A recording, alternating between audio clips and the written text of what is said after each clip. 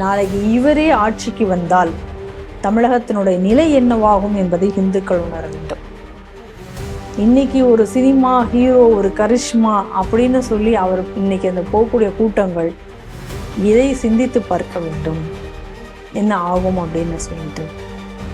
நம்ம லவ் ஜிகாத் அப்படின்னு சொல்லி சொல்றோம். இதுவும் ஒரு விதமான லவ் ஜிகாத் தான். இதுவும் ஒரு விதமான ஒரு இதுதானே. ஒரு நீங்கள் வந்து என்ன பண்ணுறீங்க அப்படின்னா ஃபோர்ஸ் பண்ணுறீங்க. ஃபோர்ஸ் பண்ணி தானே நீங்கள் வந்து அதை அடைந்திருக்கிறீர்கள். இப்போ நீங்கள் சொல்கிற உங்களுடைய பாயிண்ட்லேயே ஏன் ஃபோர்ஸ் பண்ணணும்? இது எல்லாத்தையும் கடந்தது தான் காதல் என்று நீங்கள் வாதிடுகிறீர்கள் என்றால் எதற்காக சர்ச்சில் போய் கல்யாணம் பண்ணணும்? எங்கேயோ ஒரு இடத்துல வந்து ஏதோ ஒரு சம்பவம் நடந்துட்டா இங்கேருந்து டேக் போடுவாங்க, சேவ் சிரியா, ஆனது பிளாக் லைவ்ஸ் மேட்டர். அதுக்கெல்லாம் இங்கேருந்து இங்கே குரல் கொடுப்பாங்கல்ல, பாலஸ்தீன் சேவ் பாலஸ்தீன் அப்படின்னு குரல் கொடுத்துட்ருப்பீங்களே. இப்போ இந்த அவங்களாம் எங்கேயும் போனாங்க? இப்போ இங்கே அப்போ இந்து உயிர் பறி போனால் அது மற்றது தான், மற்ற உயிர் தான் பெரியதா? அப்போ இந்து உயிர் என்பது ஒரு பெரிய உயிர் கிடையாதா? நான் திரும்ப சொல்கிறேன், அரசியல் கட்சிகள் என்பது பாஜக உட்பட இன்னைக்கு அப்பீஸ்மெண்ட் பாலிசியில் தான் இன்னைக்கு அவர்கள் செல்வார்கள். எப்போ இந்து வாக்கு வங்கி என்பது ஒன்று உருவாகுமோ அதுதான் வெற்றியை தீர்மானிக்கும் என்ற நிலை எப்பொழுது உருவாகுமோ அப்பொழுதுதான் கட்சிகள் உங்களை திரும்பி பார்க்கும்.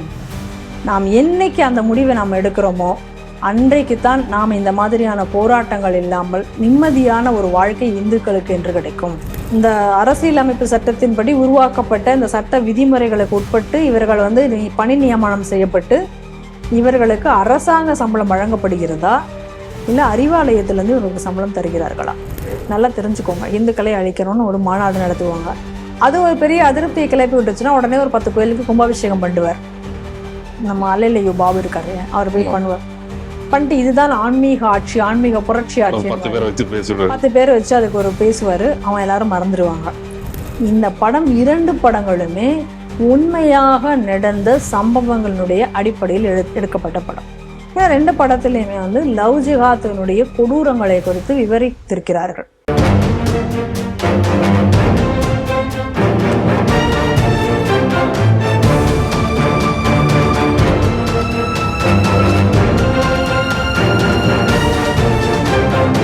ஸ்ட்ரீட் டிவி நேயர்களுக்கு வணக்கம். இன்று செய்திகள் சிந்தனை நிகழ்ச்சிக்கு உங்களை அன்புடன் வரவேற்கிறேன்.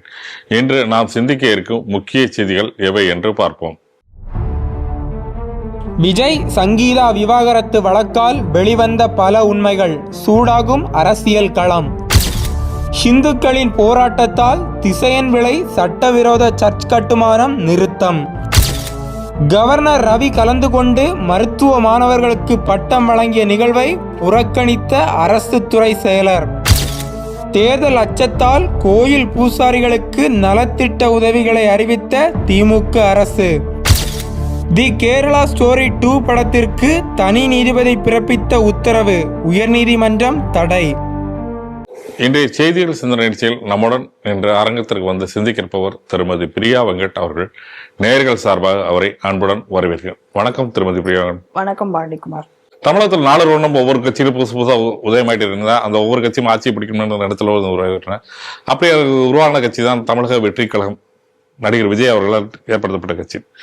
இந்த கட்சிக்கு வந்து 4 வருடம் ஒவ்வொரு சர்ச்சையும் வந்திருக்கு. ஒன்று பார்த்தீங்கன்னா கரூர் சம்பவம், ஒவ்வொரு இடத்துலையும் ஒவ்வொரு சம்பவம் வந்துருக்கும்போது இன்னைக்கு வந்து புதுசாக ஒரு தலைவர் மேலேயே ஒரு சர்ச்சை ஏற்பட்டிருக்கு. யாருன்னு பார்த்தீங்கன்னா விஜயின் மனைவி சங்கீதா அவர்கள் என்ன விவகாரத்தை கேட்டு செங்கல்பட்டு நீதிமன்றத்தில், குடும்ப நீதிமன்றத்தில் மனு தாக்கல் செய்தார். இந்த மனு தாக்கலில் அவர் என்ன சொல்லியிருக்காருன்னா வந்து ஏப்ரல் 20 அன்று விஜய் நேரில் ஆஜராக வேண்டும் நீதிமன்றம் மனுவை பெற்றுக்கொண்டு உத்தரவு பெற்றுள்ளது. சங்கீதா தரப்பில் மனுவில் என்ன கூறியிருக்காங்கன்னா 2021ஆம் ஆண்டு முதல் விஜய் ஒரு பிரபல நடிகையுடன் தொடர்பில் இருப்பதாக குற்றம் சாட்டியுள்ளார். மேலும் கடந்த சில ஆண்டுகளாக தங்களுக்குள் கருத்து வேறுபாடு தனிப்பட்ட முறையில் அவர்கள் பிரிந்து வாழ்வதாகவும் விஜயின் சில நடவடிக்கைகள் தனக்கும் தன் குழந்தைகளும் மன ரீதியாக பாதிப்பை ஏற்படுத்துகிறது அப்படின்றாங்க. இது ஒரு பக்கம் இருந்தால் இன்னொரு பக்கம் என்ன சொல்கிறார்கள், விஜயின் அரசியல் வருகையினால் அவருக்கு எதிரிகள் இந்த மாதிரி விஷயத்தை எடுத்து கொண்டாடுவதற்காக இந்த மாதிரி விஷயங்கள் நடக்கின்றன, பெரிதாகப்படுகின்றன. விஜயின் தரப்பில் இதுவரைக்கும் எந்த ஒரு அதிகாரப்பூர்வமான அறிக்கையும் இதுவரைக்கும் வெளியே வரவில்லை. இந்த செய்தியை எப்படி பார்க்கணும்? இப்ப விஜய் சங்கீதா அவர்கள் இருவரும் வந்து நாளைக்கு விவாகரத்து செய்ய போகிறார்களா, இல்லை என்ன காரணத்துக்காக அந்த அம்மா விஜயிடம் விவாகரத்து கோரியிருக்கிறார்கள் என்பது எல்லாமே வந்து ஒரு அவர்களுடைய தனிப்பட்ட ஒரு வாழ்க்கையை சம்பந்தப்பட்டது. இன்னைக்கு நம்ம சமூகத்தினுடைய இன்னைக்கு இந்த போக்குகளும், அதாவது சமூக வலைதளங்கள்ல இன்னைக்கு வைக்கக்கூடிய விமர்சனங்களும், இன்னைக்கு வரக்கூடிய அந்த வீடியோக்களும் எல்லாத்தையும் பார்க்கும் பொழுது அது மிகவும் வந்து ஒரு அருவருக்கத்தக்க வகையில் இருக்கிறது. ஏன்னா அவர் ஒரு பிரபலம் என்பதாலேயே, இன்னைக்கு ஒரு சினிமா நடிகர் என்பதாலேயே அவருக்கு சொந்த வாழ்க்கை என்று ஒன்று இருக்கக்கூடாதா? எவ்வளவோ பிரச்சனைகள், இன்னைக்கு எத்தனையோ குடும்பங்கள் ஏதோ காரணங்களுக்காக எவ்வளவோ பேர் அவங்க விவாகரத்து செய்கிறார்கள், இல்லை மறுமணம் செய்து கொள்கிறார்கள். இந்த பிரச்சனை என்பது முற்றிலுமாக அவர்களுடைய தனிப்பட்ட வாழ்க்கையை குறித்தது. அதுல வந்து நம்ம போய் விமர்சனம் செய்வதற்கோ இல்லை அதை கொச்சைப்படுத்துவதற்கோ இதுல வந்து எதுவுமே கிடையாது. அதனால விஜய் வந்து உடனே இதை வைத்து கொண்டு, அதாவது இன்னைக்கு தமிழக அரசியல் களம் எப்படி இருக்கு அப்படின்னு சொன்னா, எதை வேணுமானாலும் வைத்து அரசியல் செய்யலாம் அப்படிங்கக்கூடிய ஒரு நிலை வந்து இன்னைக்கு உருவாகிடுது. ஏற்கனவே விஜயகாந்த் அவர்கள் இதே போல தேர்தல் களத்துல இருக்கும் பொழுது எப்ப திமுகவிற்கு வந்து அவர் வந்து ஒரு செக் வைக்கக்கூடிய அளவுக்கு அவரும் ஒரு இது கட்சியாக உருவெடுத்து, தனிப்பெரும் கட்சியாக உருவெடுத்து வளர்ந்த பொழுது, இதே போல விஜயகாந்தை ஒழிப்பதற்காக அவர் மேல என்னென்ன மாதிரியான குற்றச்சாட்டுகளை வைத்து, அதாவது ஒருத்தரை வந்து கேரக்டரைஸ்டு பண்ணி அவர்களை வந்து ஒழிப்பது அப்படிங்கக்கூடிய ஒரு கலையை வந்து திமுக மிகவும் அதுல வந்து கைத்தெறியவர்கள் பட்டம் எல்லாம் வச்சு சின்ன விஷயங்களை எல்லாம் பூதாகரமாக மாற்றி அவரை வந்து எப்படியெல்லாம் ஒழித்தார்கள், அசிங்கப்படுத்தினார். இதே வேலையை தான் இன்றைக்கு வந்து விஜய் மேலையும் இன்னைக்கு வந்து இவர்கள் வந்து வைக்க தொடங்கி இருக்கிறார்கள். அதனால நம்ம வந்து இப்ப அந்த தனிப்பட்ட அந்த விஷயத்திற்குள் நம்ம உள்ளே செல்வது என்பது ரொம்ப இன்னைக்கு அநாகரிகமான விஷயம். திரு ஜி.ஆர். சுவாமிநாதன் அவர்கள் கூட ஒரு கட்டுரையில் எழுதும்போது, ஏன் நடிகர்கள் நடிகைகள் வாழ்க்கைகள் அவர்களுக்கென்று தனிப்பட்ட ஒரு இது இருக்கக்கூடாதா? எல்லாருடைய வாழ்க்கையிலையும் நடக்கிற மாதிரி பல விஷயங்கள் அவர்களுடைய வாழ்க்கையிலையும் நடக்கிறது. அதை ஏன் இந்த மாதிரியாக பூதாகரப்படுத்தி அதைக்கு வந்து ஒரு கற்பனைக்கான கதைகளை எல்லாம் கட்டிவிட்டு அதை வந்து ஒரு பெரிதுபடுத்தி பார்க்க வேண்டும் அப்படிங்கக்கூடிய ஒரு கேள்வி எழுப்பியிருக்காங்க. அதாவது அவர்களோட அந்த அஃபிடவிட்டை இன்னும் அந்த கோர்ட்டுக்கு நாளைக்கு தான் போக போகிறது.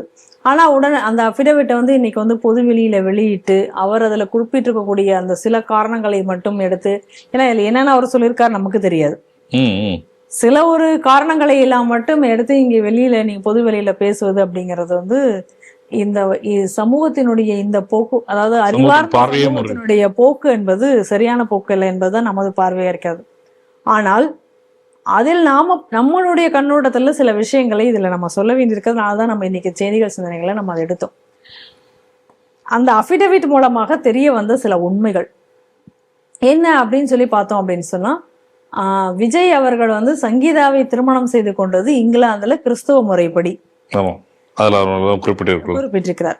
விஜய் கிறிஸ்தவர், ஜோசப் விஜய் கிறிஸ்தவர் என்பது எல்லாருக்கும் தெரிஞ்ச விஷயம்தான். ஏன்னா பல இடங்கள்ல இன்னைக்கு அதாவது கிறிஸ்தவர்கள் அதிகமாக இருக்கக்கூடிய பகுதிகள் எல்லாம் இன்னைக்கு போஸ்டர் ஒட்டும்போதே கூட ஜோசப் விஜய் என்று இருக்கிறார். ஆனால் நீங்க நன்றாக புரிந்து கொள்ள வேண்டும், இந்த இடத்துல இருந்து அவர் எப்படி முரண்பட்ட மனிதருங்கிறதுக்கு ஒரு விஷயமா நான் சொல்லணும்னு ஆசைப்படுறேன். விஜய் சினிமாவுக்கு வந்த அறிமுகமான காலத்துல இந்த ஜோசப் அப்படிங்கிற பெயர் வந்து எங்கேயுமே குறிப்பிட்டிருக்க மாட்டார். விஜய் என்று மட்டும் தெரியும். ஜோசப் விஜய் என்று ஒரு பெயர் இருக்கிறதா என்பது கூட பலருக்கும் அந்த காலகட்டங்கள்ல தெரியாத விஷயமாக தான் இருந்தது. பிற்காலத்துலதான் அவர் வந்து இந்த ஜோசப் விஜய், அதுவும் இன்னும் சொல்ல போனா இந்த ஜோசப் விஜய் அப்படிங்கக்கூடிய இந்த ஒரு அவருடைய பெயர் அதிக அளவுல இப்ப அந்த மாதிரி உபயோகப்படுத்துறது எப்ப அப்படின்னு பாத்தீங்கன்னா இப்ப அரசியலுக்கு வந்ததுக்கு பிறகுதான். இங்கே எவ்வளவு முரண் பாருங்க. அடுத்ததாக இவருடைய திருமணம் அந்த அஃபிடவிட்ல வந்து நான் சொன்ன மாதிரி விஜயோட திருமணம் என்பது எங்க நடந்திருக்கு அப்படின்னா, சங்கீதாவை வந்து இங்கிலாந்துல சென்று கிறிஸ்துவ முறைப்படி செய்திருக்கிறாராம். இங்க இந்தியாவில வந்து இந்திய முறைப்படி மீண்டும் ஒரு முறை அவர்கள் திருமணம் செய்து கொண்டார்களாம். இந்து முறைப்படி அதான் இந்து முறைப்படி, அங்க வந்து கிறிஸ்துவ முறைப்படி. இப்ப நம்மளுடைய கேள்வி என்ன அப்படின்னா, கிறிஸ்துவ முறைப்படி ஒருவர் திருமணம் செய்து கொள்ள வேண்டும் என்றால் அவர் கிறிஸ்துவ மதத்திற்கு மாறாமல் திருமணம் செய்து கொள்ள முடியாது. கிறிஸ்துவ மதப்படி தானே அவங்களோட சட்டம். இப்ப சர்ச்சில் போய் நீங்க கல்யாணம் பண்ணிக்கணும் அப்படின்னு சொன்னா முதல்ல உங்களுடைய வேலையை என்ன, உங்களோட மதம் மாற்றி உங்களுடைய பெயரை மாற்றி விட்டுதான் அங்க கல்யாணமே நடக்கும் தானே அந்த சர்ச்சினுடைய வழிமுறைகள். அப்படி இருக்கும் பொழுது சங்கீதா இந்து என்றே தன்னை போட்டுக்கொள்கிறார். இது எப்படி சாத்தியமாகும்? இது ஒரு கேள்வியாக நமக்கு எழுகிறது. அப்ப அடுத்ததாய் சரி, அங்கதான் நீங்க வந்து கிறிஸ்துவ மதப்படி நீங்க கல்யாணம் பண்ணிட்டீங்கல்ல, இப்ப எதுக்காக இந்தியால வந்து நீங்க இந்து முறைப்படி நீங்க திருமணம் செய்து கொள்ள வேண்டிய அவசியம் என்ன ஏற்பட்டது? இந்த கேள்வி அடுத்ததாக வருகிறதுல. அப்ப அப்படி வரும்பொழுது இப்ப இங்கு உள்ள மக்களை நீங்கள் வந்து அதான் நான் ஆரம்பத்திலேயே உங்களுக்கு அந்த பாயிண்ட சொன்னேன். ஏன்னா ஆரம்பத்துல சினிமாவில் பிரபலம் ஆவதற்கு முன்னாடி ஜோசப் விஜய் அவர்கள் விஜய் என்று தான் தன் பெயரை குறிப்பிட்டாரே தவிர எந்த இடத்திலும் ஜோசப் விஜய் என்று தன்னை குறிப்பிட்டுக் கொண்டதில்லை. அப்படி பார்த்தால் அவரோட தந்தையும் வந்து மதம் மாறினாலும் தன்னுடைய பேரை வந்து சந்திரசேகர் எந்த பேர்லயே தான் இருக்கிறார். அதே நான் பாக்குறேன். ஏன்னா அப்ப இதையெல்லாம் என்ன அப்படின்னு சொன்னா இன்னைக்கு இந்த மக்களை வந்து நீங்கள் ஏமாற்றுவதற்காக செய்யக்கூடிய வேலை தானே. இப்ப நான் என்ன கேட்கிறேன் அப்படின்னா, திருமணம் என்பது நீங்க தான் சொல்லுவீங்களா, காதலுக்கு வந்து மதம் இருக்கிறதா, ஜாதி இருக்கிறதா?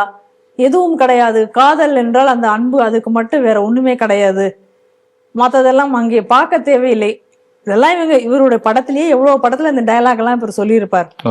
அப்ப நீங்க அந்த படத்துல உள்ள டயலாக் எல்லாம் வச்சபடி உங்களுடைய வாழ்க்கையை நீங்க யோசிச்சிருந்தா நீங்க ஏன் சர்ச்சில் போய் கல்யாணம் பண்ணீங்க? சரி, சர்ச்சிலையும் போய் கல்யாணம் பண்ண வேண்டாம், கோவிலையும் போய் கல்யாணம், நீங்க அதெல்லாம் சொல்றீங்க ஜாதி கிடையாது, மதம் கிடையாது, இதெல்லாம் கடந்ததுதான் காதல் அப்படின்னு சொல்லும் பொழுது இதை ரெண்டையும் விட்டுட்டு ஒரு ரெஜிஸ்டர் ஆபீஸ்ல போய் மட்டும் கல்யாணம் பண்ணிட்டு நீங்க அதோட முடிச்சிருந்திருக்கலாமே. உங்களை எதுக்காக வந்து நீங்கள் வந்து சர்ச்சில் போய் கிறிஸ்துவ மதப்படி கல்யாணம் பண்ண வேண்டும்? அப்போ சங்கீதாருக்கு அதுல வந்து விருப்பம் இருந்ததா இல்லையான்னு தெரியாது. அப்ப ஏதோ ஒரு வகையில நீங்கள் வந்து அவங்களை கம்பல் பண்ணி தானே நீங்க வந்து சர்ச்சுக்கு நீங்க கூட்டி போயிருக்கீங்க. ஏன்னா சங்கீதா வந்து தான் ஹிந்துவாகவே தான் இருக்கிறேன் என்று அறிவித்து ஹிந்து என்று அறிவித்திருக்கும் பொழுது அவர்கள் ஏதோ ஒரு கட்டாயத்தின் பேரில் தானே சர்ச்சில் வந்து உங்களோட கல்யாணம் பண்ணியிருந்திருக்க முடியும். அப்ப எப்படிப்பட்ட ஒரு மதவெறி தன்னுடைய மனதிலேயே அவர் வைத்திருக்கிறதுங்கிறத நீங்க நல்லா பார்க்கணும். அப்ப இவர் வந்து இவ்வளவு பெரிய நடிகராக உருவிடுவதற்கும் இன்னைக்கு பின்னாடி இருந்தது இதே கிறிஸ்துவ மதம். இவர் பெரிய அளவுல புரட்சி போராளியாக அவரை வந்து முன்னிறுத்துறதுக்கு பின்னாடி இருந்ததும் இதே கிறிஸ்துவ மதம். இன்னைக்கு வந்து ஒரு முதலமைச்சர் கேண்டிடேட்டாக ஒரு கட்சியினுடைய தலைவராக இன்னைக்கு முதலமைச்சராக அவரை ஆக்க துடித்து கொண்டிருப்பதும் இதே கிறிஸ்தவ மத சதி.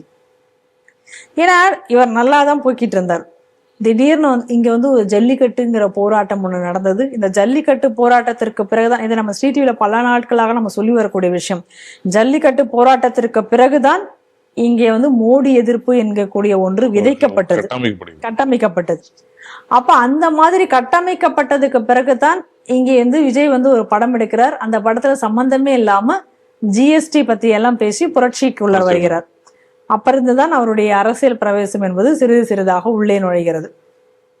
சரிதானே? அதுக்கு முன்னாடி இவர் அரசியல் பத்தி பேசுனதில்லை, பெரிய அளவுல அது சம்பந்தமான படங்கள் எதுவும் வந்தது கிடையாது. அப்பொழுதுதான் முதலாக சம்பந்தமே இல்லாம அந்த படத்துல வந்து அதை கொண்டு புகுத்தினார். அப்ப அன்றையிலிருந்து தினத்திலிருந்து இப்ப வரைக்கும் பாருங்க, பின்னாடி இவர்களுக்காக யார் வேலை செய்திருக்கிறார்கள். அந்த சமயத்துலதான் இந்த ஜோசப் விஜய் என்பதை கூட அவர் தன்னை வெளிக்காட்டி கொண்ட தருணம் அதுதான். அப்ப இது என்னத்திற்கு பின்னாடியும் இந்த கிறிஸ்தவ சதி என்பது பின்னாடி இருந்து கொண்டே இருந்திருக்கிறது. சோ மனதிற்குள்ள இருந்த அந்த மதவெறி எப்படி எல்லாமோ கொஞ்சம் கொஞ்சமாக மாறி இன்னைக்கு வந்து இந்த லெவல்ல வந்திருக்கு. நாளைக்கே இன்றைக்கு இவர் மேல வந்து ஒரு பெரிய ஒரு கூட்டம் வந்து இவர் பின்னால் வந்து இன்னைக்கு இருக்கிறார்கள். இன்றைக்கு இளைஞர்கள் ஒரு பெரிய கூட்டம் இன்னைக்கு, அது உண்மைதான். அதை நம்ம இன்னைக்கு கல நிலவரம் இன்னைக்கு அப்படித்தான் இருக்கிறது. ஆனால் இது எதுவுமே அறியாத சாதாரண மக்கள் இன்னைக்கு இவர் பின்னாடி. ஆனால் இவர் வந்து எந்த ஒரு நிலையில இவர் இருக்கிறார் என்பதை பாருங்கள். எப்படி முரண்பட்டவராக, எப்படி ஒரு மதம் சார்ந்து தன்னை நிலைநிறுத்தி கொண்டவராக இவர் இருக்கிறார் என்பதை பார்க்கணும். நாளைக்கே இவர் ஒரு முதல்வராக இவர் ஆனால் எப்படிப்பட்ட ஒரு ஆட்சி என்பது தமிழகத்துல இருக்கும் அப்படின்னு நீங்க பாருங்க. அதனாலதான் இன்னைக்கு வந்து கரூர் பிரச்சனை வந்ததுக்கு அப்புறம் அது தங்களுக்கு பேக் ஃபயர் ஆகும் அப்படின்னு சொல்லிட்டு நினைக்காத திமுக விஜய் மேல கை வச்சதுனால கிறிஸ்தவர்கள் எல்லாம் கோபம் கொண்டு விட்டார்கள் என்று சொல்லி பயந்து போய் என்னென்னமோ பண்ணாங்க. நம்ம அதெல்லாம் பார்த்தோம். என்னது என்ன கூட்டம், அற்புத கூட்டங்கள் நடத்தினாங்க, அற்புத பெருவிழா கூட்டங்கள் நடத்தினாங்க. அதுக்கப்புறம் கிறிஸ்துவர்கள் வைத்த கோரிக்கைகள் எல்லாம் நிறைவேற்றுகிறோம்ங்கிற பேர்ல சட்டவிரோதமான பல கோரிக்கைகளுக்கு ஒப்புதல் கொடுத்தாங்க. இன்னைக்கு கோர்ட்டு கூட சில உத்தரவுகளை வந்து தடை விதித்திருக்கிறது. அப்போ அந்த அளவுக்கு வந்து இன்னைக்கு வந்து கிறிஸ்தவர்கள் வந்து இன்னைக்கு இருக்கக்கூடிய இதுவே மிரட்டக்கூடிய அளவிற்கு தங்களுடைய கேண்டிடேட்டை பலப்படுத்தக்குள்ள செயல்படுத்தால், நாளைக்கு இவரே ஆட்சிக்கு வந்தால் தமிழகத்தினுடைய நிலை என்னவாகும் என்பதை இந்துக்கள் உணர வேண்டும். இன்னைக்கு ஒரு சினிமா ஹீரோ, ஒரு கரிஷ்மா அப்படின்னு சொல்லி அவர் இன்னைக்கு அந்த போகக்கூடிய கூட்டங்கள் இதை சிந்தித்து பார்க்க வேண்டும், என்ன ஆகும் அப்படின்னு சொல்லிட்டு. நம்ம லவ் ஜிகாத் அப்படின்னு சொல்லி சொல்றோம். இதுவும் ஒரு விதமான லவ் ஜிகாத் தான்.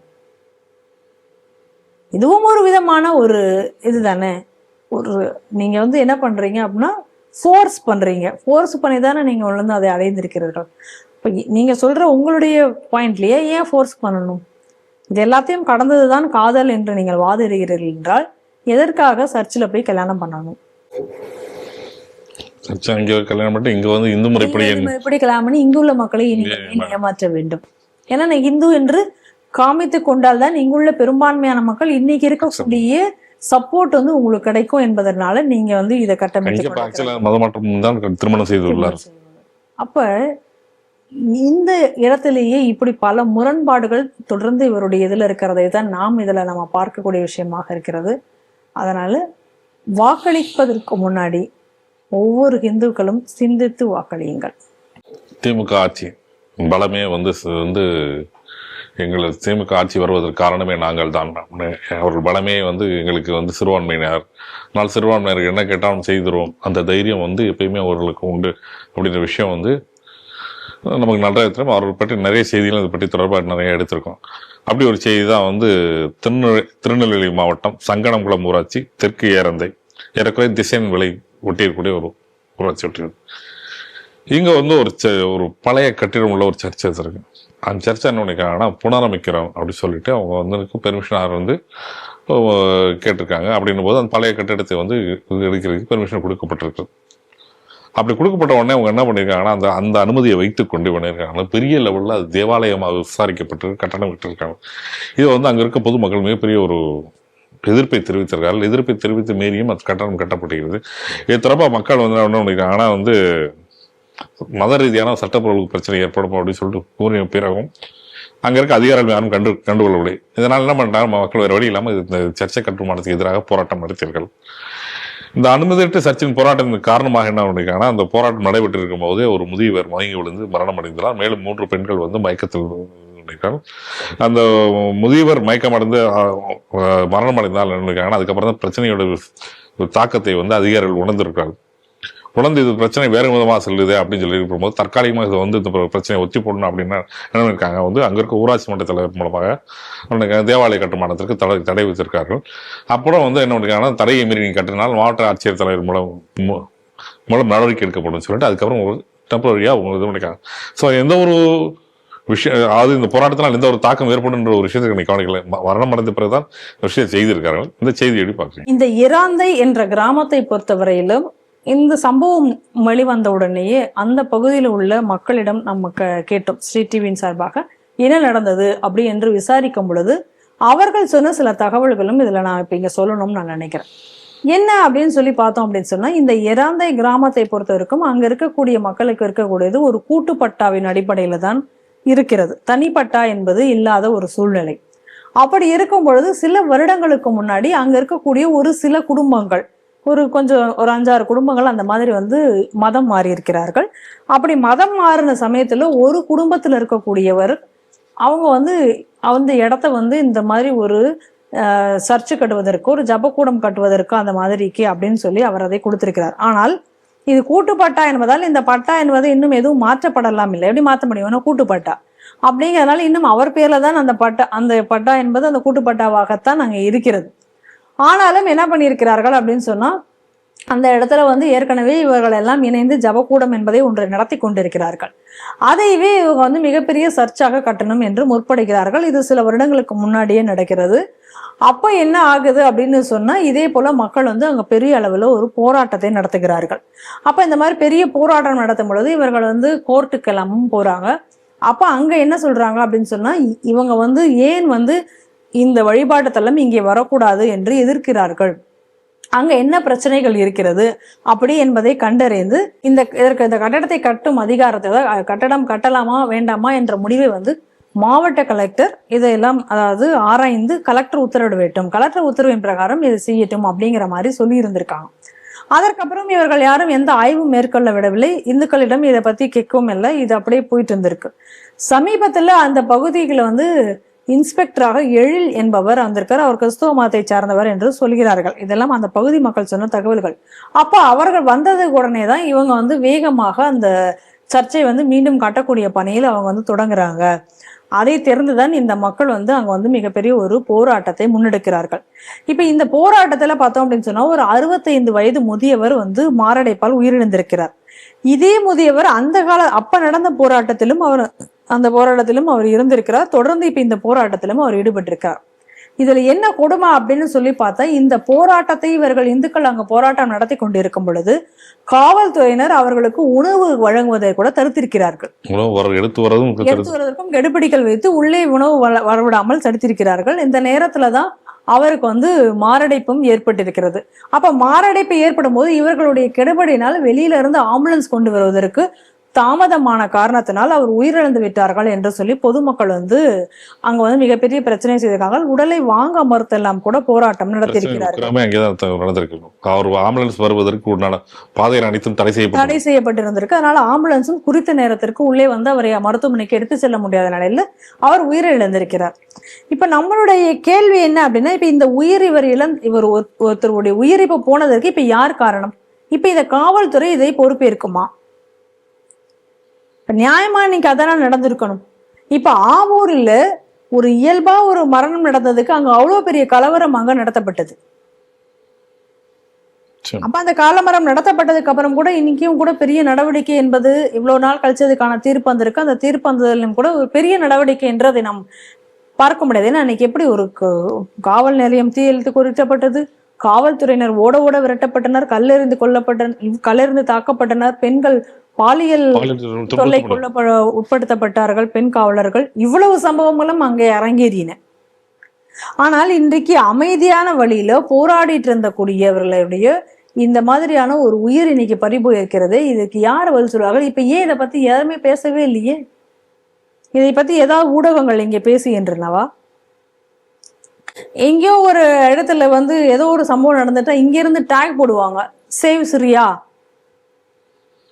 ஆனது பிளாக் லைவ்ஸ் மேட்டர். அதுக்கெல்லாம் இங்க இருந்து நீங்க குரல் கொடுப்பாங்கல்ல, பாலஸ்தீன் சேவ் பாலஸ்தீன் அப்படின்னு குரல் கொடுத்துட்டு இருப்பீங்களே. இப்ப அவங்கெல்லாம் எங்கேயும் போனாங்க? இப்ப இங்க அப்ப இந்து உயிர் பறி போனா அது மத்ததுதான், மத்த உயிர் தான் பெரியதா? அப்ப இந்து உயிர் என்பது ஒரு பெரிய உயிர் கிடையாதா?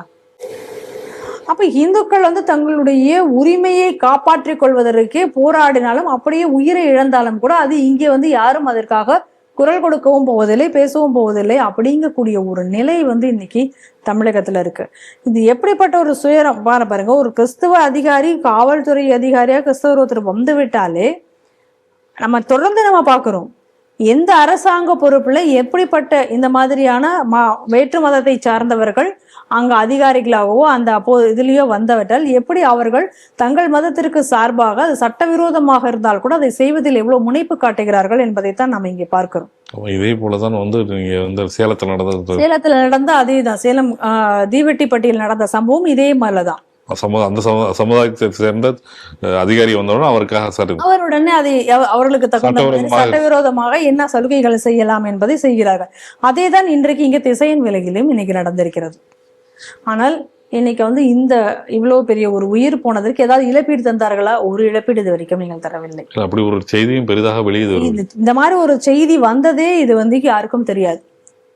அந்த மாதிரியாக இந்த காவல்துறை அதிகாரிகள் மேல் நடவடிக்கை எடுக்க வேண்டுமா வேண்டாமா? இப்படி வந்து நீங்கள் யார் இதற்கு பொறுப்பேற்பார்கள்? அதுதான் இப்ப நம்ம முடிக்கல. அந்த குடும்பத்திற்கு யார் பதில் சொல்ல போகிறீர்கள்? ஆக மொத்தத்துல இவ்வளவு நடந்ததுக்கு அப்புறம் இது மிகப்பெரிய பிரச்சனையாக வெடித்து விடக்கூடாதே இந்த நேரத்துல, அதுவும் இப்ப தேர்தல் நேரத்துல இது மிகப்பெரிய பிரச்சனையாக வந்து விடக்கூடாதே அப்படி என்பதற்காக இன்னைக்கு வந்து ஏதோ ஒரு இதை வந்து இப்ப தடை விதித்திருக்கிறோம் அப்படின்னு சொல்றாங்க. இது நல்லா நீங்க பார்க்கணும். ஏற்கனவே இதை வந்து ஏற்கனவே இதை கட்டக்கூடாதுன்னு சொல்லியிருக்காங்க. அப்ப இந்த கோர்ட்ல இதை ஆய்வு செய்த பிறகுதான் கட்டணும் அப்படின்றத சொல்லியிருக்காங்க. அப்ப அதை மீறி கொஞ்ச நாள் கழிச்சு இதை கட்டுறாங்க. அப்ப அப்படி நீ கட்டும் பொழுது எப்படிடா நீ கட்டலாம், எந்த அனுமதி இல்லாம நீ ஏன் கட்டலாம்னு சொல்லிட்டு இப்ப அவங்க மேல எந்த நடவடிக்கையும் இல்லை. இதனால ஒரு உயிர் போயிருக்கே, அப்ப அது மேல ஏதாவது நடவடிக்கை எடுக்கணும், யார் மேலேயும் எந்த நடவடிக்கையும் கிடையாது. இப்போ ஒரு ஆர்டரை போட்டு இது முடிச்சாச்சு. இனி கொஞ்ச காலத்துல மக்களும் இதை மறந்து விடுவார்கள். அப்ப மக்கள் எல்லாம் மறந்து அசந்து இருக்கும் பொழுது இவங்களுக்கு இதே தான் வேலை. அப்ப கொஞ்ச நாள் கழிச்சு திரும்பவும் இதை கட்ட தொடங்குவார். இது இந்த பேட்டர்ன் அப்படிங்கிறது அது கிறிஸ்தவனா இருந்தாலும் சரி, துலுக்கனா இருந்தாலும் சரி, இதே பேட்டர்ன் தான் எல்லா இடங்கள்லயும் நீங்க நடந்து கொண்டிருக்கிறது. இதை நம்ம தொடர்ந்து இன்னைக்கு தமிழகத்துல நம்ம பார்த்து கொண்டு தான் இருக்கிறோம். ஏன் அப்படி நடக்க போகிறது? ஏன் அரசு அதிகாரிகள் அவர்கள் மேல, ஏன்னா இன்னைக்கு என்ன சொல்றாங்க, இப்போ திருப்பூர்ல அந்த குமரன் குன்றம் மலையில இருந்த கோவிலை அசால்ட்டாக ராத்திரியோட ராத்திரியா நீங்க போய் வச்சு நீங்க எடுத்துட்டீங்க, சட்டவிரோதமா கட்டிருக்கு, ஆக்கிரமிப்பில் இருக்கிறது அந்த கோவில்னு போய் இடிச்சு தள்ளினீங்க. அப்ப இடிச்சு தள்ளின போது இதுக்கு வழக்கு இருக்கிறது, கோர்ட்ல இப்படி சொல்லியிருக்காங்களே அப்படின்னு மக்கள் கேட்கும் பொழுது அங்கிருந்த தாசில்தார் என்ன சொன்னாரு, கண்டெம்ட் எல்லாம் நான் பாத்துக்குவேன், இதே எங்கேயோ கேட்ட மாதிரி இருக்கா, இதே தான் திருப்பரங்குன்றத்துல இனிக்கோ திவ்யன்னு சொன்னாரு, இதே தான் லோகநாதன் சொன்னாரு. அப்ப இந்த அதிகாரிகள் எல்லாம் எப்படி இன்னைக்கு இருக்காங்க அப்படின்னா, அரசாங்கம் இன்னைக்கு எந்த நிலைப்பாடு இருக்கிறதோ அந்த நிலைப்பாடுக்கு தகுந்த மாதிரி இந்த அதிகாரிகள் இன்னைக்கு தொடர்ந்து செயல்படக்கூடிய அராஜக போக்கை நம்ம இன்னைக்கு பார்க்கிறோம்.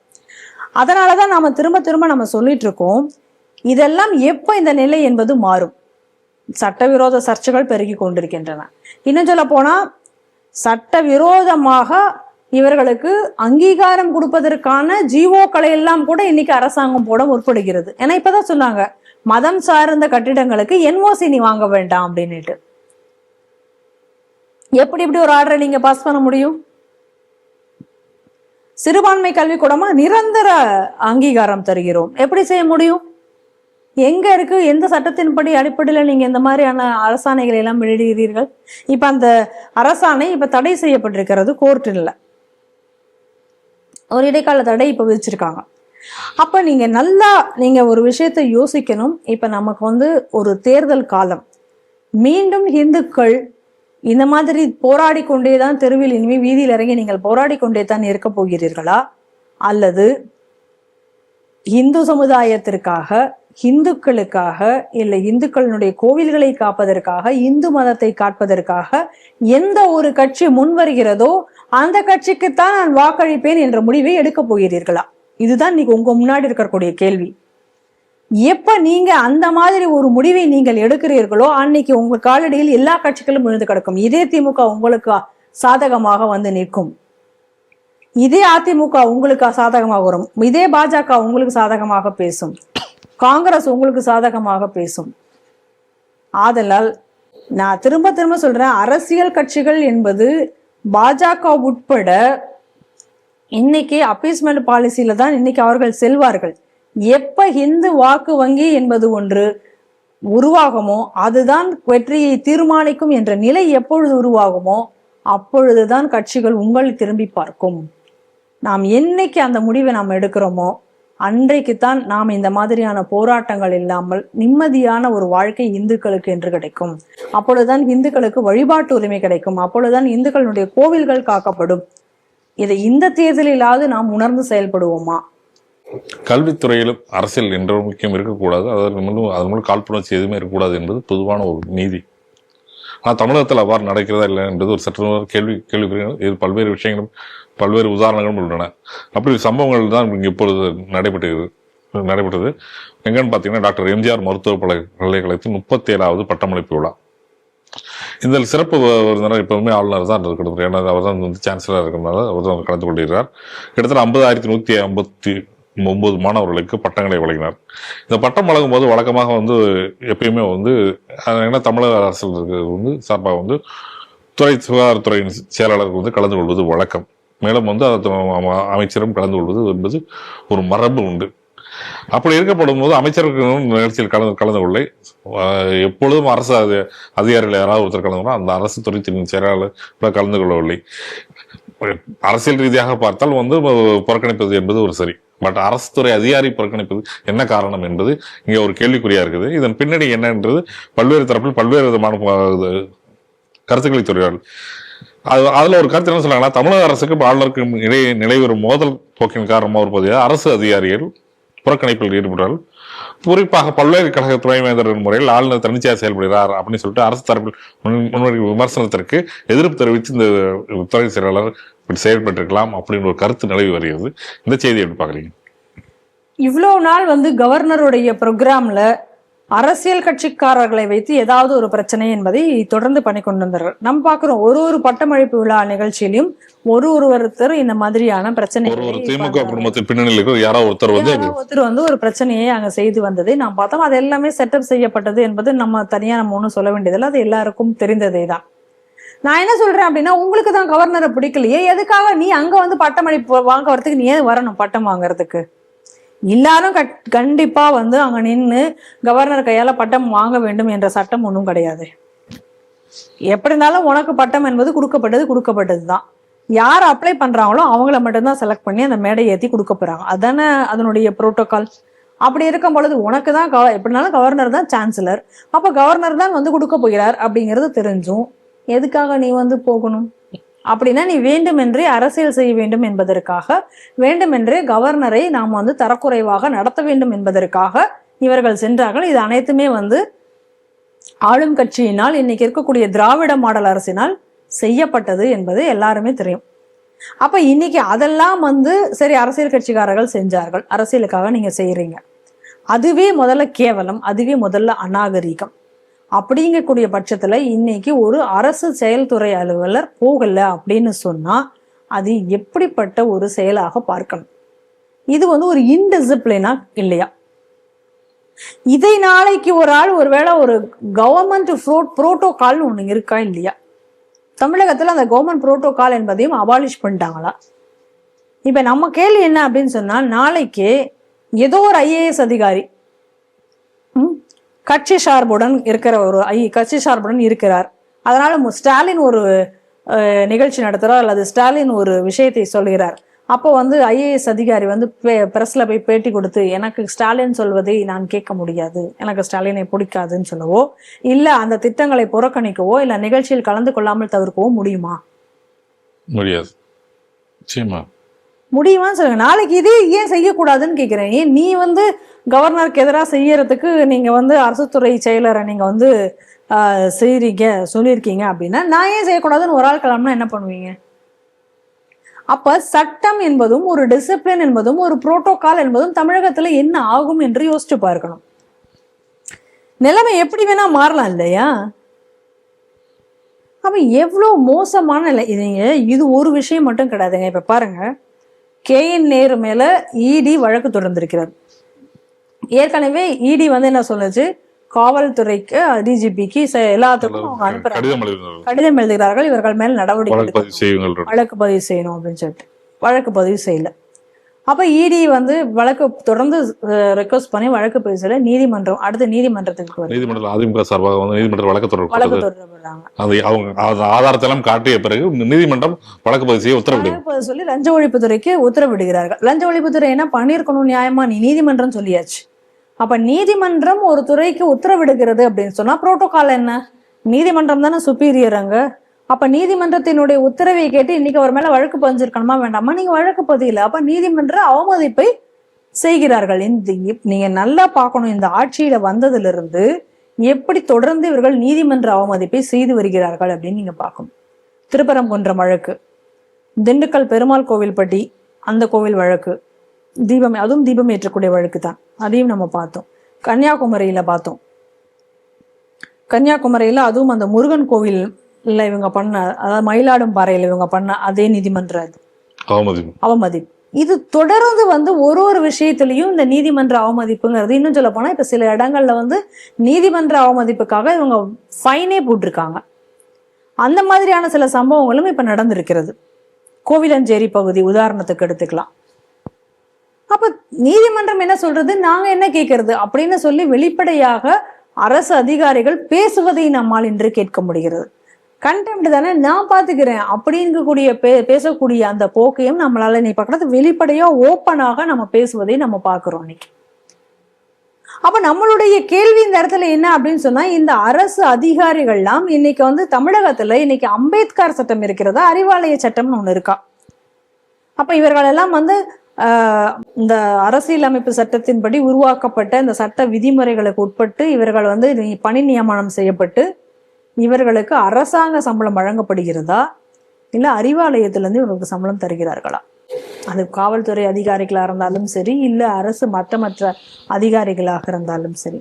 எப்படி ஒரு ஆள் வந்து சரி, நான் என்ன கேட்குறேன், இப்படி ஒரு அரசு துறை செயலர் இன்னைக்கு வந்து தைரியமாக அதுவும் ஹை அத்தாரிட்டேட் பர்சன் கவர்னர், இப்படிதானே கவர்னர் தானே முதன்மையான எப்படி நாட்டிற்கு வந்து முதல் குடிமகன் ஜனாதிபதி, அவர் ரெப்ரசன்டேட்டிவான ஒரு கவர்னர் அந்த மாநிலத்தில், அவர் தானே முதன்மையான ஃபர்ஸ்ட் பர்சன், அவர் தானே.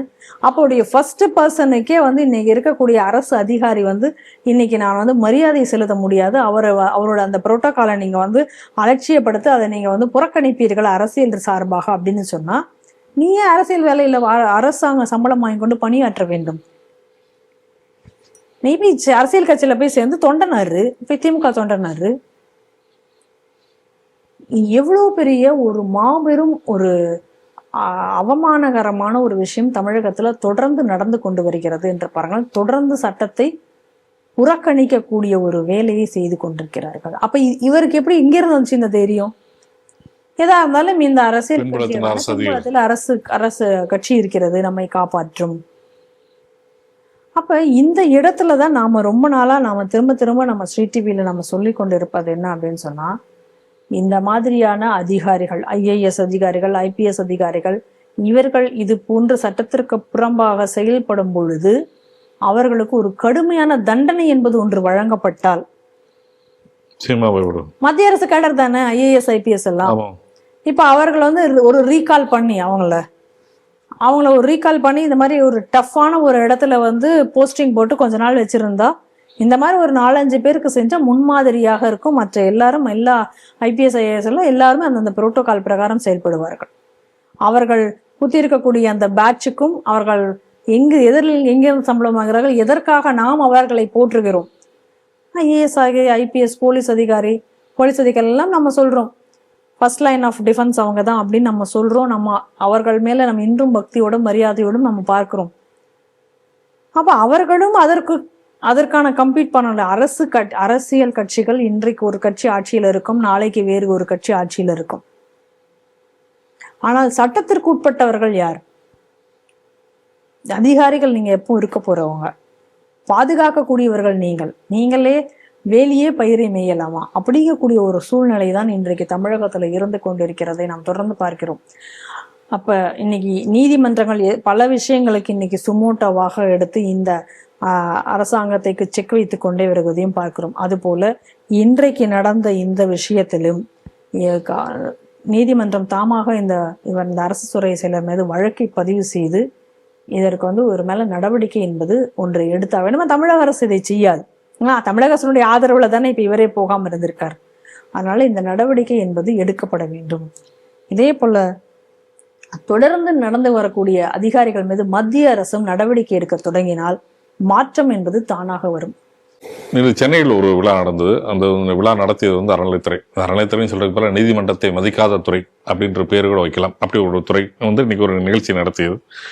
குறிப்பாக யாருக்காக அது நிகழ்ச்சி கிடைத்தா பூசாரிகள் நல மாரியமும் ஒரு கால பூஜை செய்யக்கூடிய வந்தவர்களுக்கு நலனுக்காக ஒரு அறிவிப்பு வெளியிடுவதற்கு மற்றும் சில நலத்திட்ட உதவிகள் செய்வதற்காக இன்றைக்கு வந்து தமிழக முதல்வர் ஸ்டாலின் அவர்கள் தொடங்கி வைத்தார். தொடங்கி வந்து பல்வேறு வாக்குறுதிகளும் பல்வேறு திட்டத்திற்கு உண்டான செயல்களையும் சொல்லியிருந்தார். இன்னும் அதில் வந்து அவங்களுக்கு வந்து நிதியுதவி, ஓய்வூதியம் மற்றும் குடும்ப நல திட்டங்களை மேம்படுத்தப்படும் அப்படின்றது அதுக்கான அறிக்கையும் அதுக்கான நிதிநிலையை பற்றி சொல்லியிருந்தார். பட் எதிர்கட்சியில் எல்லாம் ஒரு கேள்வி இந்த இடத்துல வைக்கிறாங்க. என்னன்னா, கடந்த 4 ஆண்டுகளாம் இவர்கள் எங்கே போனார்கள்? இவர்களுக்கு கண்ணில் தெரியவில்லையா? 2021 26 வரைக்கும் வந்து உங்களுக்கு வந்து ஒவ்வொரு விஷயமும் இல்லை. ஒவ்வொரு ஆளுங்கட்சியும் வந்து ஆண்டுக்கு முன்னாடி தான் இந்த கட்சி 4 வருஷம் ஆச்சு தேர்தல் வர போறது. இப்பொழுதுதான் தேர்தலுக்கு கிட்டத்தட்ட 2 மாதம் தான் இருக்கு. அந்த நேரத்தில் தான் இவர்கள் எல்லாம் தெரிகிறார்கள். இவர்கள் வந்து இப்பொழுதுதான் இவர்கள் வாக்காளராக தெரிகிறார்களா அப்படின்ற கேள்வி எல்லாம் வந்து இது இருக்கு. அதே நேரத்தில் இந்த ஆளுங்கட்சி இந்த விழாவை நடத்தி முடித்த பிறகு என்ன, தங்கள் மீது இருக்கக்கூடிய இந்து விரோத நம்பிக்கையை மாற்றி விடலாம், அதன் மூலம் வந்து இவர்கள் மூலமாக பூசாரிகள் மூலம் பக்தர்களின் ஓட்டுகளையும் எளிதாக வாங்கிடலாம், இவர்கள் எளிதாக ஏமாற்றி விடலாம் ஒரு சித்தாந்த இப்படிப்பட்ட திட்டங்கள், இப்படிப்பட்ட அறிவிப்புகள் அதெல்லாம் வந்தது அப்படின்னு சொன்னாலே எலெக்ஷன் வருது அப்படிங்கிறத நம்ம முடிவு பண்ணிக்கலாம். பூசாரிகளுக்கு மட்டுமல்ல, இன்னும் பலதரப்பினருக்கும் இன்னும் பல அறிவிப்புகள் எல்லாம் இன்னும் கொடுத்துட்டு இருக்காரு. இன்னும் பலது வரும், நீங்க தொடர்ந்து நீங்க பார்க்கலாம். அதுக்கப்புறம் அடுத்த தேர்தல் வந்ததுக்கப்புறம் இந்த தேர்தல் வாக்குறுதிகள்லாம் நிறைவேற்றவில்லையே அப்படின்னு சொல்லி தெரு தெருவா மக்கள் போராட்டமும் நடத்ததான் போறாங்க. இதுவே நம்ம பார்க்க தான் போறோம். நாளைக்கு ஜெயிச்சு வந்தாங்கன்னா அந்த ஒரு நிலை வரக்கூடாது என்பதுதான் நம்முடைய கோரிக்கையாக இருக்கிறது.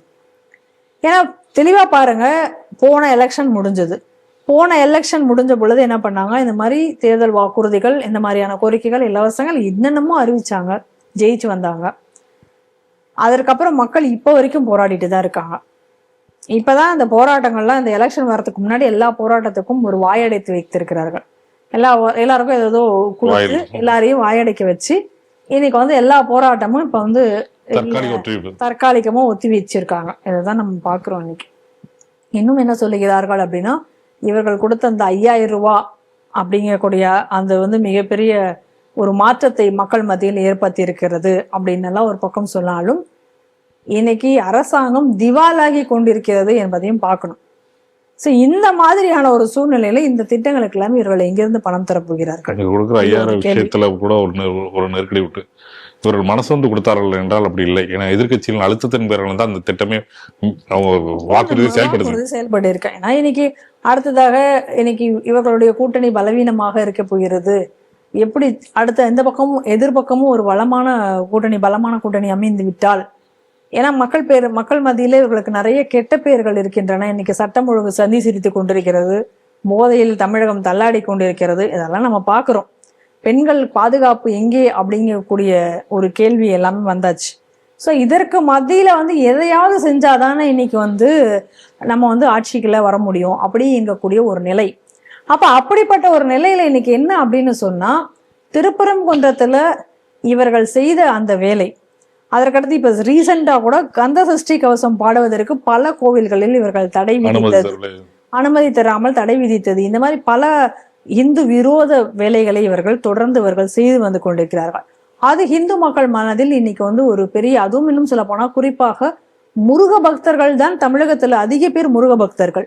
இன்னைக்கு நீங்க அந்த முருகர் பக்தர்களையே நீங்க வந்து விரோதிக்கக்கூடிய அளவுக்கு நீங்கள் தொடர்ந்து செய்து கொண்டு வருவது இன்னைக்கு அவர்கள் மனதில் வந்து ஒரு பெரிய அதிருப்தியை இந்துக்கள் மத்தியில ஏற்படுத்தி இருக்கிறது, எல்லாரும் மத்தியிலும் ஏற்படுத்தி இருக்கிறது.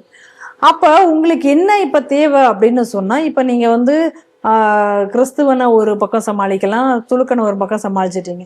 இப்ப இந்த மக்களை எப்படி சமாளிக்கிறது? நீங்க வேணா நல்லா பாருங்க, ஹிந்து விரோதமாக ஒரு வேலைகளை செய்வார்கள். ஹிந்து ஒழிப்பு மாநாடு, அதாவது சனாதன ஒழிப்பு மாநாடு நடத்துவார்கள். அது சனாதனத்தை தான் நாங்கள் சொன்னோம், ஹிந்துவை சொல்லவில்லைன்னு அப்புறம் மாத்தி பேசுவாங்க. ஆனா நீங்க பார்க்கணும், சமீபத்துல ஒரு வீடியோ ஒன்று வைரலா இதுக்கு எடுத்துப்பட்டு இருந்தாங்க. வீரமணி விளக்கம் கொடுத்திருப்பார். அதுக்கு சனாதனம் என்றால் ஹிந்து தான் அப்படின்னு சொல்லி ஒரு விளக்கமும் கொடுத்திருப்பார். அப்ப ஹிந்து ஒழிப்பு மாநாடு நல்லா தெரிஞ்சுக்கோங்க, இந்துக்களை அழிக்கணும்னு ஒரு மாநாடு நடத்துவாங்க. அது ஒரு பெரிய அதிருப்தியை கிளப்பி விட்டுச்சுன்னா உடனே ஒரு 10 கோயிலுக்கு கும்பாபிஷேகம் பண்ணுவார். நம்ம அலையிலையோ பாபு இருக்காரு, அவர் போய் பண்ணிட்டு இதுதான் ஆன்மீக ஆட்சி, ஆன்மீக புரட்சி ஆட்சி, 10 பேரை வச்சு அதுக்கு ஒரு பேசுவாரு. அவன் எல்லாரும் மறந்துடுவாங்க. ஒரு பட்டண பிரவேசம் அப்படின்னு காலங்காலமாக நடத்துறது அதையவே தடுக்க முற்படுவார்கள். அப்புறம் என்ன பண்ணுவாங்க, ஐயோ அப்படி இப்ப வெறுப்பா வந்துருச்சு அப்படின்னு சொல்லி வேற ஒண்ணு பண்ணிட்டு அவரையே என்ன பண்ணுவாங்க, யார் சம்பந்தப்பட்ட ஆதீனமோ சம்பந்தப்பட்டவர்களையோ இவங்களுக்கு ஆதரவா பேச வைப்பாங்க. இது தொடர்ச்சியாக இன்னைக்கு தமிழகத்துல நடந்து கொண்டு இருக்கக்கூடிய ஒரு வேலை. இது வந்து சேகர் பாபு தொடர்ந்து செய்து வருவதை நாம் பார்க்கிறோம். இன்னைக்கு அவங்க மினிஸ்ட்ரியிலேயே ரொம்ப ஆக்டிவா இருக்கக்கூடிய ஒரு மினிஸ்டர்னா சேகர் பாபு தான். இன்னும் ஸ்டாலின் கூட சொல்லியிருக்காரு, யாரையாவது வந்து அறநிலையத்துறை அமைச்சர்னு போன ஆட்சியில எல்லாம் யாரையாவது தெரியுமா, இவரதானு தெரியுது, எல்லாருமே சேகர் பாபுன்னு சொல்றாங்களே அப்படின்னா, இன்னைக்கு உன் மினிஸ்ட்ரியிலேயே வேலை செய்யக்கூடிய உனக்கு எல்லா விதத்துலயுமே சரியா பக்கபலமாக இருக்கிறது அந்தாலும், அதனால நீ அந்தால புகழ்ற, அது எங்களுக்கு புரியுது. ஏன்னா உனக்கு வேற வழி இல்லை, நீ புகழ்ற, அது நல்லா தெரியுது. அது ஒரு பக்கம் இருக்கட்டும். ஆனால் இன்னைக்கு எப்படி வந்து ஒரு குள்ளநரித்தனமாக, அதாவது 2 வேலை இவங்க தொடர்ந்து செய்வாங்க. நீங்க அதை வந்து பார்க்கணும். ஒரு பக்கம் என்ன பண்ணுவாங்க, துர்கா ஸ்டாலினை போயிட்டு கோயிலா போக வைப்பாங்க. கோயில் கோயிலாக போயிட்டு அந்த கோயிலில் இது பண்ணு, அங்கே பண்ணு, தேரோட்டத்துக்கு போ, அங்கே போய் இதை கொடு, இதை பண்ணு அப்படின்னு சொல்லி கோயில் கோயிலாக அந்த அம்மாவை அனுப்பி வைக்கிறது. ஏன்னா இதெல்லாம் வந்து இந்துக்களை வந்து இதெல்லாம் ஒரு ஸ்டண்ட், இந்துக்கள் மனதை குளிர வைக்கிற. ஏன்னா நம்ம மக்கள் வந்து ஒரு அப்பாவி மக்கள், இதெல்லாம் பார்த்து ஏமாந்து மறந்துடும். அவர் தாங்க அப்படி, இந்த அம்மா ரொம்ப பக்தியானவங்க, இந்த மாதிரியான ஒரு ட்ரெண்டை ஏற்படுத்துறது. இன்னொரு பக்கம் நான் தான் கிறிஸ்தவன்னு சொல்லிக்கிறது, இன்னொரு பக்கம் இவர் வந்து திருமண மந்திரங்கள் மோசமானது அப்படின்னு சொல்ல வேண்டும், கல்யாண மந்திரங்கள்லாம் மோசமானதுங்கிறது. இப்படியே வந்து மாத்தி மாத்தி பேசி இவங்க வந்து எலெக்ஷன் வந்தாச்சா உடனே எல்லாரும் வந்து இப்ப கூட உதயநிதி எங்கேயோ போய் வேல் வாங்கினாராம். எதுக்கு? நீங்க இதையே விநாயகர் சதுர்த்தி பத்தி கேவலமா பேசுனீங்க. திருப்பரங்குன்றத்துல நீங்க நீதிமன்றம் அனுமதித்த பிறகும் கூட நீங்கள் தீபம் ஏற்றுவதற்கு இதுவரை அனுமதி தரவில்லை. ஆனால் இப்ப அதை எல்லாத்தையும் நீங்க அந்த துரோகம்லாம் செஞ்சுட்டு, பூர்ணச்சந்திரன் ஒரு இந்து, இதற்காகவே அதுவும் உங்கள் கட்சியை சார்ந்தவர், உங்கள் சித்தாந்தத்தை பார்த்து வந்தவர், அவருக்கே நீங்க செய்யற அநியாயம் தாங்க முடியாமல் தன்னை தீயிட்டு கொளுத்தி கொண்ட ஒரு நபர், அவர் அந்த எந்த பக்கம் அவர் இறந்தாருன்னு கூட அந்த பக்கத்தை கூட நீங்க போய் இது வரைக்கும் பார்க்கல. இந்த அரசாங்கம் அதற்கான இழப்பீடு, ஏன்னா இது நிச்சயமாக இது அரசாங்கத்தினால் ஏற்பட்டக்கூடிய ஒரு உயிர் பலி. நிச்சயமாக இது யாருமே பேசவே இல்லையே தமிழகத்துல. இந்த அரசுனா, ஏன்னா இந்த அரசு ஒருவேளை நீதிமன்றம் உத்தரவிட்டு விட்டது இதுல தீபம் ஏற்ற வேண்டும் என்று. அப்ப நீதிமன்றம் தீபம் ஏற்று என்று உத்தரவிட்ட பிறகும் நீங்கள் அதை ஏற்றாமல் காலதாமதம் செய்து நீதிமன்ற அவமதிப்பையும் செய்து, இனி நம்மளால் ஏற்ற முடியாதோ என்ற விரக்தியில் ஒருத்தர் தீ குளிச்சு இறந்து போறான்னா அது இந்த அரசாங்கத்தினால் ஏற்பட்டது தானே. தற்கொலைக்கு யார் தூண்டுகிறார்களோ அவர்கள் தானே குற்றவாளிகள், அப்படித்தானே நீ சட்டம் சொல்லுது. அப்ப நீ இன்னைக்கு குற்றவாளி அரசாங்கம் தானே. அப்ப இந்த மாதிரியான குற்றங்களை எல்லாம் தொடர்ந்து, இந்த மாதிரியான துரோகங்களை எல்லாம் தொடர்ந்து இந்த அரசாங்கம் செய்து வந்துட்டு, இன்னைக்கு வந்து நாங்கள் வந்து பூசாரிகள் மாநாடு நடத்தி இந்த பூசாரிகளுக்கு நாங்கள் வந்து இன்னைக்கு இதையெல்லாம் செய்ய போகிறோம் அப்படின்னு சொல்வது எதற்காக? அறநிலையத்துறையில் மாற்றம் கொண்டு வந்தோம் சொல்லுகிறார்கள். ஒட்டுமொத்தமாக அந்த கட்டணத்தை உயர்த்தியது இந்த அரசாங்கம் தான். ஆமா, கட்டண உயர்வு, போலி டிக்கெட் விற்பனை, சொத்துக்கள் வந்து என்ன நடக்குதுன்னே தெரியாது. இப்போ வரைக்கும் வெள்ளை அறிக்கை கொடுக்க சொன்னாங்களே, நீங்க தான் ஆன்மீக ஆட்சி, ஏன் வெள்ளை அறிக்கை தெரியல? அண்ணாமலை கேட்டர்ல கொடுத்துருக்கலாமே. வந்தவனே வந்து ஒரு அறிக்கை விட்டு சேர்பாபு, நான் வந்தவுடன் வந்து சொத்துக்களை எல்லாம் வெளிப்படையாக நாங்கள் டிரான்ஸ்பரன்சியா வெளியிடுவோம். இது வரைக்கும் அந்த அறிக்கை நீங்கள் வெளியிடவில்லையே. எத்தனை கோவிலிடங்களை வந்து ஆக்கிரமித்து கிறிஸ்துவ மற்றும் மசூதிகளுக்கான இதுக்காக குடியிடப்பட்டிருக்கிறது. கோயில் இடத்தை தாரை வார்த்தை, மசூதிக்கு தாரை வார்த்தைகள் எத்தனை சம்பவங்கள் நடந்து விட்டது, எத்தனை சம்பவங்கள் நம்ம இங்கே இதுலயே நம்ம பேசியிருக்கோம். இதெல்லாம் நம்ம வந்து உற்று நோக்க வேண்டும். இப்ப கூட ஏன் இந்த பூசாரிகள் மாநாடு நடத்தி இவர்களுக்கு நலத்தொகைகளை வழங்குகிறோம் என்பதற்கு ஒரு அவர்களுடைய வாயிலிருந்தே வந்த ஒரு வார்த்தையை நம்ம உற்று நோக்க வேண்டும். எதிர்கட்சிகள் ஆன்மீகத்தில் அரசியல் செய்கின்றன, அவர்களுக்கு எதிராக நாங்கள் இதை செய்கிறோம் அப்படின்னு என்ன அர்த்தம்? இன்னைக்கு வந்து அவங்களாம் நாளைக்கு வந்து இந்த இந்துக்களுக்கு செய்து விட்டு கொண்டிருக்கக்கூடிய துரோகங்களை பற்றி இன்னைக்கு பேச போகிறார்கள். அந்த துரோகங்களிலிருந்து இந்துக்களை மடை மாற்றுவதற்கு, அதாவது திசை திருப்புவதற்காக நாங்க இந்த பூசாரிகளுக்கு இன்னைக்கு பணம் தரும், வெளிப்படையாக அவர் சொல்லியிருக்காரு. இதற்கு மேலே நாம இதை புரிந்து கொள்ளாமல் இந்த ஆட்சி நிச்சயமாக இந்துக்களுக்கும் ஃபேவரான ஆட்சி என்று நினைத்து கொண்டிருந்தால் இந்துக்களை போன்ற முட்டாள் வேற யாருமே இருக்க முடியாது. அதனால இது வந்து நிச்சயமாக நான் 100% நம்மளால சொல்ல முடியாது, இது தேர்தலுக்காக ஒரு கண் துடைப்பு நாடகம், மக்களை திசை திருப்புவதற்காக இவர்கள் செய்து கொண்டிருக்கக்கூடிய ஒரு நாடகம். இதோட நான் வந்து இன்னொரு ஸ்டேட்மெண்ட்டையும் நான் இதில் வச்சு நான் பார்க்கணும்னு நான் நினைக்கிறேன். அது வந்து என் மனதை வந்து ரொம்ப மிகவும் வந்து வேதனைக்குள்ளாக்கிய ஒரு விஷயமாகவும் பார்க்கிறேன். நம்மளை பொறுத்த வரைக்கும் ஆதீனங்கள், ஆச்சாரியார்கள், இவர்கள் எல்லாருமே நம்மளை பொறுத்த வரைக்கும் வணங்கத்தக்கவர்கள், போற்றத்தக்கவர்கள். நம்மளுக்கு வந்து நம்மளுடைய வாழ்க்கை நெறியிலையும் தர்மத்தையும் போதிக்க கடவர்கள் அவர்கள்தான். அப்படிப்பட்ட இடத்துல இருக்கக்கூடிய ஆதீனங்களே இன்னைக்கு வந்து ஒரு ஆளும் கட்சியினுடைய சார்பாக ஒரு அரசியல் கட்சிகள் போல பேசுவது என்பது மனதிற்கு மிகுந்த வேதனையை நமக்கு கொடுக்கிறது. தொடர்ந்து இந்த மாதிரியான சம்பவங்கள் இன்னைக்கு தமிழகத்தில் நடக்க தொடங்கின்றிருக்கன. அது இவர்கள் கொடுக்கக்கூடிய அரசியல் அழுத்தத்தினாலா அப்படிங்கக்கூடிய கேள்வியும் நமக்கு இருக்கிறது. ஏன்னா இன்னைக்கு பாருங்க, திருவாவடுதுறை ஆதீனம் அவர்களுடைய ஸ்டேட்மெண்ட், இலவசங்கள் கொடுப்பதும் கூட ஒரு விதத்தில் தர்மம் என்று அவர் சொல்லியிருக்கிறார். எப்படி இலவசம் கொடுப்பது ஒரு விதத்தில் தர்மமாகும் என்று எனக்கு புரியவில்லை.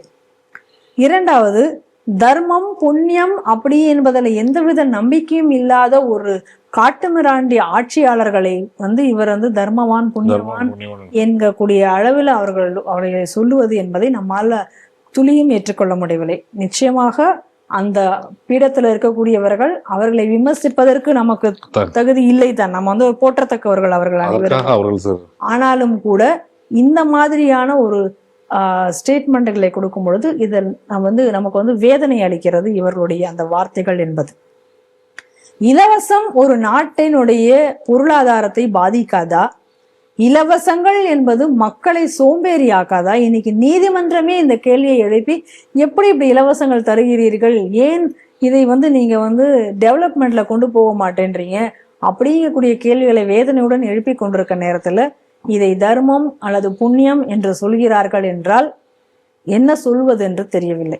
ஆச்சாரியர்களுக்கு போதனை சொல்லக்கூடிய ஆச்சாரியர்களே இன்றைக்கு தர்மத்திற்கும் புண்ணியத்திற்கும் இப்படி ஒரு விளக்கம் தருகிறார்கள் என்பதை நம்மால ஏற்றுக்கொள்ள முடியவில்லை.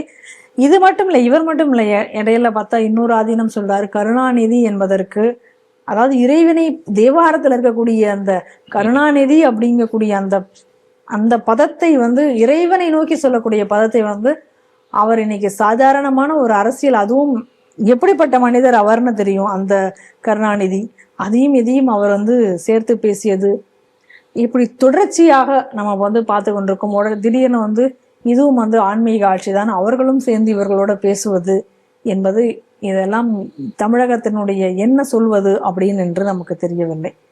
இது இந்த மாதிரியான நிலை என்பதை ஆச்சாரியார்கள் மாற்றிக்கொள்ள வேண்டும். ஏனென்றால் இவர்களை பின்பற்றி நாம் நடந்து கொண்டிருக்க அடுத்த தலைமுறைகள் இவரை பின்பற்றி வரக்கூடியவர்கள், அவர்களுக்கு போதிக்கப்பட வேண்டியது இதுதானா அப்படி என்ற கூடிய கேள்வி எழுகிறது. ஒரு நல்ல மாற்றம் வர வேண்டும் என்கிற நோக்கில தான் நாம் இதை இந்த இடத்துல அவர்களையும் விமர்சித்து பேச வேண்டிய ஒரு நிலைக்கு நமக்கு ஏற்பட்டிருக்கிறது. ஆனால் ஒரு விஷயத்தை நாம் தெளிவாக இதில் தெரிஞ்சு கொள்ள வேண்டும். இன்றைக்கு இருக்கக்கூடிய திமுக அரசு கபட நாடகமாடி அனைவரையும் ஏமாற்றி, நான் சொல்வது இந்துக்களை மட்டுமல்ல கிறிஸ்தவ துலுக்கர்களையும் கூட ஏமாற்றி தங்களை ஆட்சியில் வைத்துக்கொண்டு சுயலாபத்திற்காக கொள்ளையடித்துக் கொண்டிருக்கிறார்கள். இதே நிலை நீடித்தால் தமிழ்நாடு சுடுகாடாக மாறும். இந்த கேரளா ஸ்டோரி ஒரு இந்தியாவில் மிகப்பெரிய ஒரு தாக்கத்தை ஏற்படுத்தியது. அது ஒரு உண்மையான விஷயங்களை வெளிச்சம் போட்டு காட்டியது. அதனோட தொடர்ச்சியாக கேரளா ஸ்டோரி 2 கோஸ் பியாண்ட் அப்படின்னு சொல்லிட்டு ஒரு படம் பின்னர் டீசர் வெளியிடப்பட்டது. இந்த டீசர் ட்ரெய்லர் வெளியே வந்தோடனே என்ன பண்ணியிருக்காங்கன்னா பல்வேறு தரப்புல அதற்கு எதிர்ப்பு தெரிவித்த ஒரு என்ன பண்ணியிருக்காங்கன்னா கேரளாவில் இருக்கக்கூடிய சில அமைப்புகள் சமூக நிலையத்திற்கு சீரழிக்கும் அப்படின்னு சொல்லிட்டு கேரளா உயர் நீதிமன்றத்தை நாடி இருக்கிறார்கள். கேரள நீதிமன்றம் நாடும்போது அங்கே தனி நீதிபதி பெஞ்சு போடுது. அப்போ அதை வழக்கை விசாரித்த கொரியன் தாமஸ் என்பவர் படத்திற்கு 15 நாட்கள் தடை விதிக்கப்பட்டார். என்னில் இந்த படத்தின் தரப்பின் சார்பாக இதன் மேல்முறையீடு போட்டு மேல்முறையீடு போகும்போது எதற்காக இது தடை விதிக்கப்பட்டது அப்படி காரணம் கேட்கப்படும் போது தணிக்கை வாரியம் முறையான வழிகாட்டுதலை பின்பற்றாமல் படத்திற்கு சான்றிதழ் வழங்கியது, அதன் காரணமாக தனி நீதிபதி தடை விதித்துள்ளார் அப்படின்னு சொல்லிட்டு அந்த இது இருக்காங்க. பட் உயர்நீதி அமர்வு இந்த தெளிவாக அதை விசாரிக்கப்பட்டு தனி நீதிபதியின் தடையை நாங்கள் நீக்குகிறோம் அப்படின்னு சொல்லிட்டு தணிக்கை வாரியம் படத்தை முழுமையாக பார்த்திருக்கு. ஒரு சில இடங்களுக்கு உண்டான தவறுகள் இருந்தாலும் அதன் பின்விளைவுகள் நடக்கும் போது அதை கையாளலாம். ஒவ்வொரு விஷயத்திற்கும் பாதுகாப்பு கொடுக்க வேண்டியது அரசின் கடமைதான் அப்படின்னு சொல்லிட்டு அந்த தண்ணீர் தடையை நீக்கி உத்தரவிட்டிருக்கு. இந்த செய்தி எப்படி பாருங்க? தி கேரளா ஸ்டோரி 1, தி கேரளா ஸ்டோரி 2. முதல்ல அந்த கேரளா ஸ்டோரி 1 அப்படி என்கூட படம் வரும் பொழுதே அதற்கு பெரிய அளவில் எதிர்ப்பு என்பது இருந்தது. அதே போலதான் தி கேரளா ஸ்டோரி 2 என்கிற படம், இந்த படம் ட்ரெய்லர் வெளிவந்த உடனே இது மிகப்பெரிய பிரச்சனைக்குள்ளாயிருக்கிறது. நம்ம இதுல 2 விஷயத்தை நாம இதுல பார்க்கணும் அப்படின்னு நினைக்கிறேன். ஒண்ணு, இங்க அதிக அளவுல இந்த நாட்டுல பேசக்கூடிய கருத்து சுதந்திரம். இந்த கருத்து சுதந்திரம் என்பது எப்படி மாறுபடுகிறது என்பது முதல் ஒரு பார்வை. இன்னொன்னு, திரைப்படத்தை திரைப்படமாக பாருங்கள் என்று பலருக்கும் அறிவுரை கூறும் பொழுது ஏன் இப்படிப்பட்ட திரைப்படங்கள் மட்டும் விமர்சனங்களுக்குள்ளாக வேண்டும்? இந்த 2 கேள்விதான். இப்ப கருத்து சுதந்திரம் அப்படின்னு வச்சுக்கலாம்.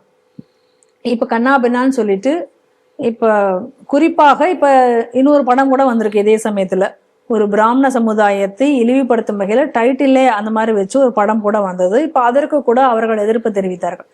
அந்த மாதிரி ஒரு குறிப்பிட்ட சமுதாயத்தை குறிவைத்து பல படங்கள் இங்கே வந்திருக்கிறோம், தமிழகத்திலும் வந்திருக்கு. ஆனா அப்படிப்பட்ட படங்கள் வந்த பொழுது அந்த படங்கள் ஆஹா இப்படி தவறாக வந்திருக்கிறது அப்படின்னு சொல்லி யாரும் அதை எதிர்க்கவில்லை. நிச்சயமாக பல்வேறு படங்கள்ல சித்தரிப்பு கதாபாத்திரம் சித்தரிப்பு மாற்று மதத்தினர் ஒவ்வொரு கருணை கடவுளாக காட்டுவதும், இன்னொரு மதத்தினர் உபதி பட்டையெல்லாம் அடித்தவர்கள் வில்லனாக காட்டுவதும் இருக்கு. பல படங்கள்ல இயல்பாகவே அது இயல்பாக இருப்பது மாதிரி அது திணிக்கப்பட்ட காட்சிகளை எல்லாம் நம்ம பார்த்திருக்கிறோம். ஆனால் அப்ப அதை பத்தி யாராவது கேள்வி கேட்டாங்கன்னா கருத்து சுதந்திரத்துக்கு இங்க வழி இல்லை, படைப்பாக பாருங்கள் அப்படின்னு சொல்லி இங்க பலர் பேச வருவாங்க. சரி, அப்ப இந்த படத்தையும் நீங்க ஏன் கருத்து சுதந்திரத்தோட நீங்க பார்க்க கூடாது? ஏன் ஒரு கருத்தை சொல்வதற்கு உரிமை இல்லையா? ஏன் அப்படின்னா இந்த படம் 2 படங்களுமே உண்மையாக நடந்த சம்பவங்களுடைய அடிப்படையில் எடுக்கப்பட்ட படம். ஏன்னா 2 படத்திலையுமே லவ் ஜிஹாத்தினுடைய கொடூரங்களை குறித்து விவரித்திருக்கிறார்கள். நான் கேரளா ஸ்டோரி 1 அப்படிங்கிற படத்தை நான் முழுவதுமாக நான் பார்த்தேன். அந்த கேரளா ஸ்டோரி 1 படத்தினுடைய முடிவிலேயே இந்த சம்பவத்தினால், அதாவது குறிப்பிட்ட அந்த படத்துல காமிக்கக்கூடிய அந்த கதை என்ன இருக்கிறதோ அது சொந்த வாழ்க்கையிலேயே நடந்த அந்த பெண்கள், அந்த பாதிக்கப்பட்ட அந்த பெண்களின் பெற்றோர்கள் கொடுத்த பேட்டிகளும் அதுல இருக்கு. அப்படின்னு பார்க்க போனா இது ஒரு ஆவணப்படம். முழுமையாக என்ன நடந்ததோ அந்த நடந்ததை அப்படியே வச்சு ஒரு கதையாக எழுதியிருக்கிறார்கள். அதை ஏன் உங்களால ஏத்துக்க முடியல?